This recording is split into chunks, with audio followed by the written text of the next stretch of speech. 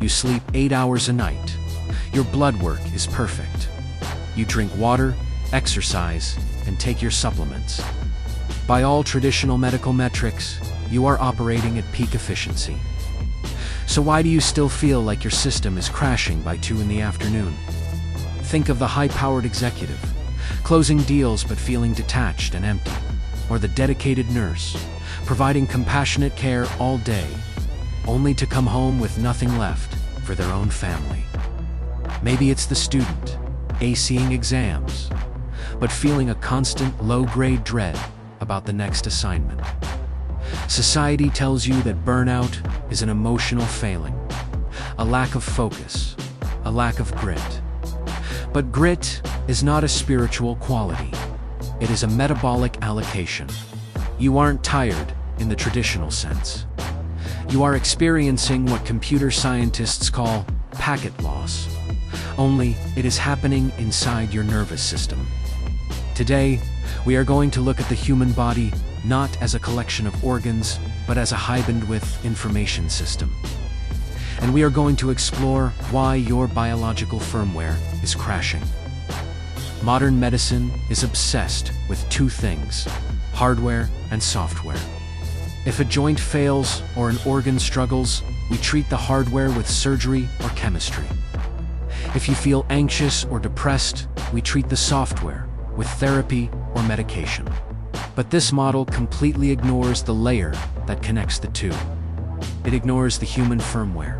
In computing, firmware is the low-level code that tells the hardware how to behave. If your firmware is buggy, the entire system throttles. The cooling fans spin up, the processor overheats, and everything slows down to prevent a total crash. In the human body, this background processing is managed by your structural midline specifically, the craniofacial neural interface. This is the network that tells your brain where your body is in space, whether your airway is open, and whether you are safe. And the main data cable for this firmware, the trigeminal gateway. It is the thickest, highest bandwidth data port in the human head. When your jaw and structural midline are misaligned, whether from chronic stress, nighttime bracing, or anatomical collapse, is the biological equivalent of kinking. A fiber optic cable, the hardware is fine, the software is trying to run. But the physical signal being sent to your brainstem is corrupted. In networking, when a packet of data doesn't reach its destination, the system has to retransmit it. This requires extra energy. In information theory, this is known as the thermodynamic cost of processing. When your brainstem receives noisy, corrupted signals from a braced jaw, it has to spend massive amounts of energy performing error correction. This is biological packet loss. It creates a state of internal chaos known as neural entropy. Your brain is spending up to 40% of its daily computational budget just trying to clarify these corrupted signals before you even look at your first email of the day. This is biocomputational debt. You aren't lacking willpower. Your CPU is simply bogged down by background noise.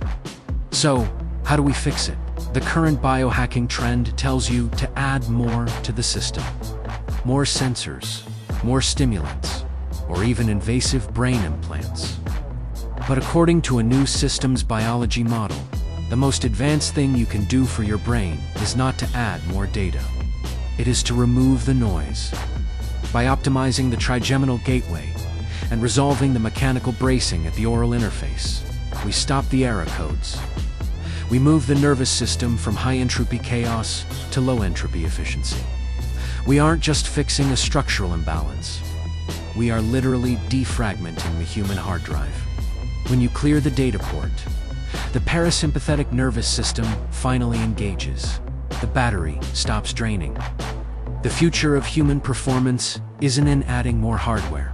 It is in perfecting the transmission of the data we already have. It is time we stop treating the body in isolated pieces and started treating it like the high-speed biodigital network it actually is.